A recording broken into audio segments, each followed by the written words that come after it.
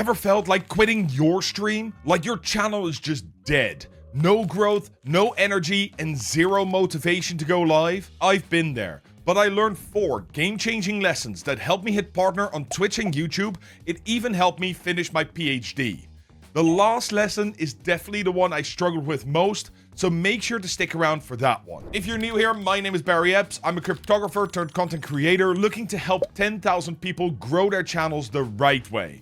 And the first thing I learned is that a lot of people think about motivation in the wrong way. Motivation is only one part of what I like to call your real life mana. Every time you want to do something, stream, edit a video, posting a tweet, it's like you are a wizard trying to cast a spell. However, that doesn't just happen.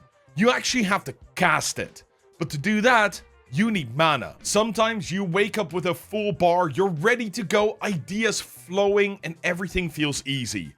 Other times, your mana's drained. You've got the skill, you know the spell, but you just can't cast it. Every spell you want to cast has a mana cost. That cost goes up when you're tired, anxious, overthinking, or procrastinating. That's your friction, the inner resistance. It's like a debuff weighing you down. If you don't have enough mana to cast a spell, then you might feel stuck, but nothing is further from the truth. Because you can change the mana cost of your spells by preparing your spells and reducing the friction between what you want to do and what you are actually doing. Just think of this. If you want to watch Netflix or play games, then there's almost no friction. No one sits at home and thinks, ugh, I have to have fun playing games and relax today. It's a low mana spell. Opening your browser for Netflix or Steam for your games takes seconds, and you know once you do, what's at the other side is going to be something you enjoy. Knowing that the outcome is something you enjoy makes it so much easier to start. And that is your motivation. If you don't know what the outcome is going to be, or the outcome is not immediately worth the effort you need to put in it, then you need to start relying on your discipline. Discipline allows you to do things even though you don't feel like it at the time, because you know that in the long term, you will pluck the fruits of your labors right now. In short, motivation is the desire for the outcome. Discipline is the desire to walk the path. And if you don't have enough mana to overcome the friction, then you won't end up doing anything. So there are 2 things you can do. You can up your mana, which we will talk about in the other lessons. Or you can lower the friction. And one of the first things I did to reduce the friction when I realized this was the problem was buying some of these smart plugs. These work with the Stream Deck, so now when I press a single button on my Stream Deck, all my lights and my camera turned on. This made it so that it was super easy for me to get everything ready for streaming and recording. It is these sorts of small improvements that over time have made the biggest impact on reducing the mental friction that I felt every time I started streaming. Here are some other things that you can do as well. Get a desk mount so you can always have your camera available and in the right place. Make a Stream Deck button that boots up your OBS, StreamerBot, Spotify, and all the other programs you need to stream at the same time. Have a bottle of water that you have specifically for streaming and always have that in the fridge. And if all else fails, give yourself a reward once you've completed the task. Like getting to order takeout after you're done editing that video. Lesson 2 comes to you from one of my favorite books, So Good They Can't Ignore You by Cal Newport. And it's all about your goals. As a creator, it is very easy to get lost in the numbers. 1,000 subscribers on YouTube, 25 followers on Twitch, 3 average viewers for affiliate. The problem? These are terrible goals. That is because they are what is called an extrinsic goal. These goals are extrinsic because you have no control over them. You can't force people to subscribe on YouTube, follow on Twitch, or even watch you. All you can do is make quality content and hope that people want to do those things. What you need to do is define intrinsic goals. Goals you have total control over. Once I shifted my focus to these, that is where it suddenly became much easier to create content consistently.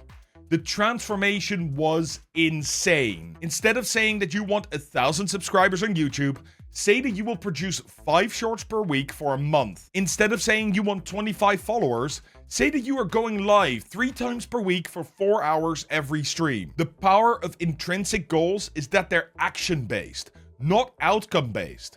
You're not chasing numbers you can't control. You're focusing on the inputs that build momentum, skill, and identity over time. From speaking with other creators, focusing on these extrinsic goals are the main reason why you feel demotivated, burned out, or like you want to quit streaming altogether. The other reason being that you feel like you've not gotten any better. You feel like you haven't developed any skills while you were streaming. A skill that you care about greatly and maybe your audience does too. Then now is your chance. If you're not an expert yet, that's great. You get to document your learning story, and audiences love a good growth story. So here's your actionable tip. Take a post-it, a piece of paper, or a note on your phone, and write down 3 intrinsic goals that you want to achieve. One of the goals you set has to be a skill you wish to learn or learn more about for your creator career. And when you do this, don't make goals like, I want to grow on Twitch. These sorts of goals are terrible because they aren't smart. I mean, they aren't specific, measurable, achievable, relevant, or time-bound. Smart, see? Be specific. How do you want to grow on Twitch? Something like, I will make and post shorts. Measurable. How do you know you are done? I will make and post 5 shorts. Achievable. Are you able to do that with your current skill set? They might not be great, but yes, you probably can. Relatable. Will that help your overall goal? Yeah, it will if you keep it up long term. And time bound. When are you done? I will make and post 5 shorts every week for 3 months. Making progress with these goals are a great way to show that you can be successful, and that is a boost to your motivation because you can see on paper that you are achieving something. And that leads us to lesson number 3. Don't be afraid to fail. There is no streamer in the world that hit the jackpot and became huge on their first time trying. And if there are, they are the exception. People make mistakes, and any good creator or entrepreneur makes lots of them. It was one of my all-time role models, Albert Einstein, that said, "You never fail until you stop trying." Or while the internet believes it was him that said it, who knows if that's true. But it does drive home a point. While you can fail and fail again, as long as you go back to it next time and you keep trying and keep learning, there is a chance you will be successful in the end. But there's also a flip side. You need to make it as easy as possible for you to succeed. If you had a stream and it had very few viewers or everything went wrong and you just didn't have fun, then it becomes really hard to stream again. But what if there is one clip in that stream that you didn't grab because you thought the whole stream was a failure that could have gotten hundreds of thousands or even millions of views on TikTok or YouTube? Don't just stream for streaming's sake. Use that time to generate lasting content like YouTube videos, Instagram clips, or educational segments. Think beyond live content. Build things that continue delivering value after the broadcast ends. That way, when your stream sucks while you are live, you haven't put all your eggs in one basket and can still get a success out of the stream if the short does well. Oh, and when you have a big project, such as a celebration, make sure you can get some easy wins in that project as well. When you start working on it, break it down into sections. Then break each of these sections down into tasks and achievements. That way, when you finish one of the tasks that might take 30 minutes, you can still tick off something instead of feeling like you need to work 40 hours on the whole big project before you succeed. You'll get more done and feel better about it instead of throwing in the towel halfway through. Finally, the most important lesson. Lesson 4. Take care of yourself. In the busy bandwagon of content creation, between streaming, making videos, making shorts, and being active on all the social media, you will, just like me, often find yourself overwhelmed with all the things you have to do. And some days, you will wake up with 0 mental bandwidth. You just want to go back to sleep because you are so drained. If that happens, allow yourself to take a break.